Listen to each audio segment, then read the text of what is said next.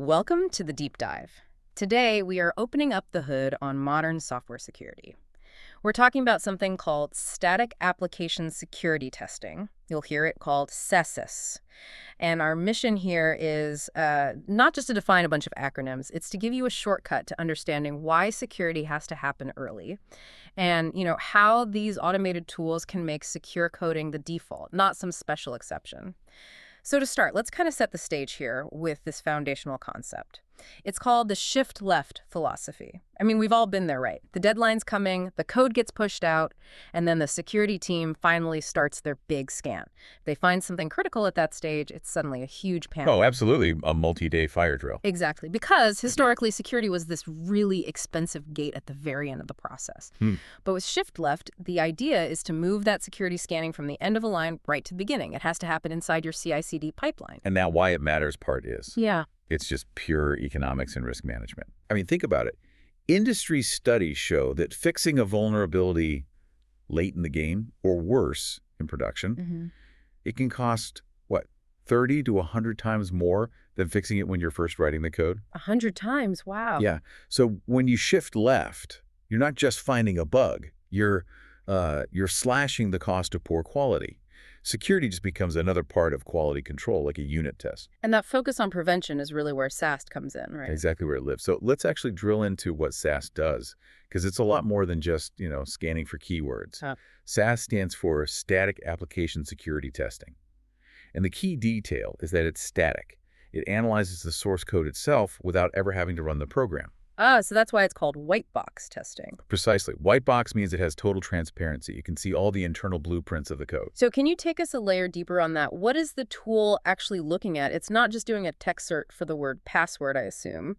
No, absolutely not. The real power here is in its advanced analysis. So first, the scanner builds what's called an abstract syntax tree. It's basically a map of your code's structure. Okay. And then it uses these techniques like data flow analysis. It literally traces how data, especially from an untrusted user, flows through your application's logic. It's looking for those dangerous sinks where that data could cause a problem, like a malicious SQL query. So it's finding things like configuration flaws, hard-coded secrets, stuff like that. Exactly. And even potential injection vulnerabilities on code paths that might almost never get triggered during manual testing. It's a really exhaustive check. That sounds incredibly thorough, but it makes me wonder, if SAST can do all that just from the source code, why do we need any other kind of testing? That is a fantastic question, a really common one. Doesn't the white box approach just make everything else redundant? Not quite. And that brings us to the crucial distinction between SAST and its partner, which is DAST. Dynamic Application Security Testing. Correct. So while SAST is the white box looking at the source code, DAST is the black box. So it's the opposite. It's the opposite. Think of it this way. SAST finds the architectural weaknesses in your blueprint. DAST, on the other hand, it actually interacts with the running application. Wow. It has no idea what the code looks like inside. It just attacks the application from the outside, sending malicious requests and watching how it responds in real time. So DAST finds runtime issues that SAST just can't see. You got it. Things like server misconfigurations or problems with authentication that only show up when the systems actually live. Precisely. SAST is amazing for finding flaws in your code's logic, but it's blind to the environment it's running in. You need the black box of DAL to test the doors and windows of the deployed house, but you need the white box of SAST to make sure the foundation is solid before you even build it. The earlier feedback loop, that makes sense. It's the earliest possible feedback loop. Okay, so that brings us to implementation. Because when a developer hears, we're running advanced static analysis on every single commit, the first thought is probably, oh, great, this is going to be complicated. Do you need a dedicated security engineer just to set this up, or is it simpler? Well, it has to be simple. Operational simplicity is everything here. If it takes 3 days to configure a new security tool for a project, nobody's going to use it. Right. So the modern approach is all about automated templates. You don't build this from scratch. You just reference a pre-made blueprint.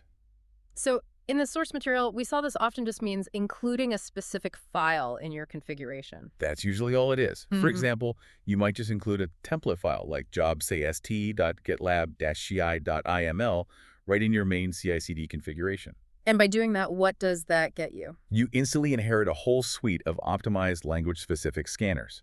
So if your project is Python, The system is smart enough to pull the right Python scanner and rules. If it's Go, it pulls the Go rules. And all the setup and dependencies are just handled. All handled behind the scenes. See, that's the real aha moment for me. You don't need to be a security expert to deploy these expert tools. You don't. The automation handles the heavy lifting.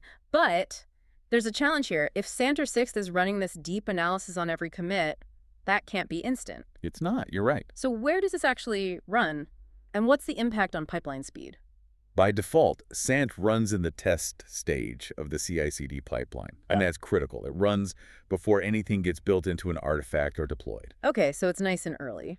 But you're right to be skeptical. It does add time. And this is the constant balancing act in DevSecOps. You accept a small increase in pipeline time, maybe a few extra minutes in that test stage, because that investment prevents a catastrophic failure later on that could cost you hours or days. So we've defined the tool, we know it's easy to turn on, and it runs early in the test stage. The scan finishes, now what? Section 3, reporting and taking action. Because a scan that just spits out a 500-line log file is pretty much useless. It is. You need actionable intelligence. So where do the results actually land? You need two views, the micro and the macro. Okay. So for the developer, the micro view, you need that feedback immediately. And it lands directly in the merge request widget. Right there in their workflow. Right there. When you push code that introduces a new vulnerability, you see a failing check with all the details right in the context of your change. That instant feedback is everything. That's perfect for the person writing the code. But what about, say, an engineering manager or a security architect? They need to see the bigger picture across hundreds of projects. And that's the macro view. That's what the security dashboard is for. This is where you escape what I call the tyranny of the spreadsheet. Right. The dashboard aggregates everything, SAST, DAST, dependency scanning across your whole organization. Yeah. So managers can see trends, prioritize risk, and actually prove that the security posture is getting better over time. So you have the visibility, but now you have to act. And not every finding is a drop everything now kind of threat, right? No, of course not. You'll have low severity issues, you'll have false positives. Which brings us to triage. How do we manage that workflow? Triage is the human judgment layer on top of the machine's findings. And we generally use 4 primary statuses to track a vulnerability's lifecycle. It always starts as detected. The scanner found something. That's it. It's just raw data. Just a potential issue. Right. Then a developer or security analyst looks at it. If they confirm it's a genuine exploitable flaw, it moves to confirmed. That's a commitment. Someone now owns the fix. But what about those false positives or findings that aren't a real threat in your specific context? That's where dismissed comes in. And there's some nuance here.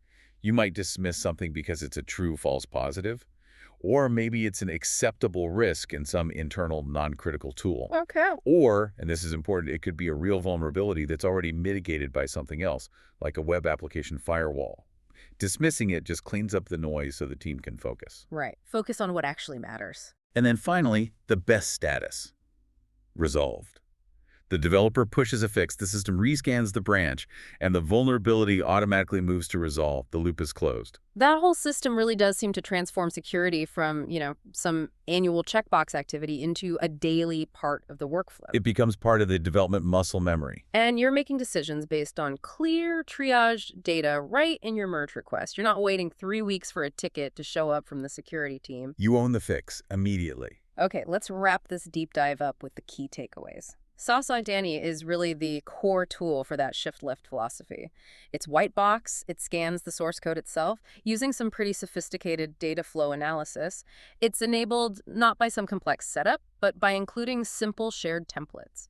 And crucially, it runs early in the test stage. This ensures issues are found and triage detected, confirmed, dismissed, or resolved, long before they become production nightmares. And that efficiency, that abstraction of all the security complexity, brings me to a final thought for you to consider. Given that these automated templates do all the heavy lifting, running this analysis in the background, how does the adoption of a tool like SAST fundamentally change the job description of a developer? I mean, has the role shifted from just writing code that works, that might get checked by security later, to being inherently responsible for writing secure code every single time? Think about that shift in responsibility and how it empowers you as a developer to build better and safer software from the very first line of code.